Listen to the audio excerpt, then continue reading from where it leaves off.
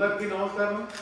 మీరందరూ కూడా 40 మందికి టోటల్ 48 గెలవాలని ఆశిస్తూ గెలుస్తారని కూడా అనుకుంటున్నాను.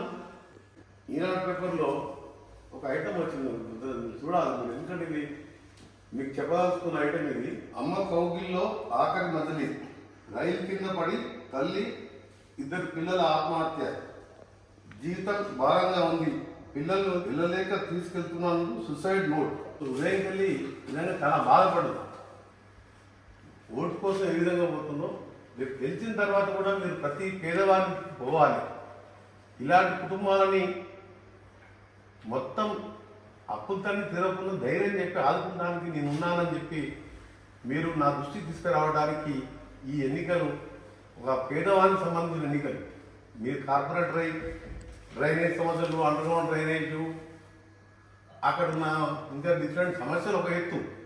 ఇలాంటివి చేసినప్పుడే కార్పొరేటర్ అయినా, ఎమ్మెల్యే అయినా, మినిస్టర్ అయినా, ఎవరికైనా సరే అది మన బాధ్యత. అది మన వార్డులో ఉన్న వాళ్ళు ఇటువంటి వాళ్ళకు మీరు క్లియర్ చేయాలని మీ అందరికీ ఫస్ట్ రిక్వెస్ట్ చేస్తున్నాను.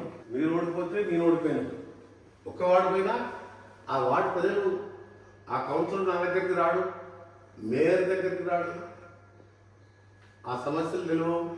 సరే రోడ్లు డ్రైనేజ్ అంటే చేస్తాం. మీరు 48 గెలిస్తే ఒక రికార్డు ఉంటుంది ఒకటి.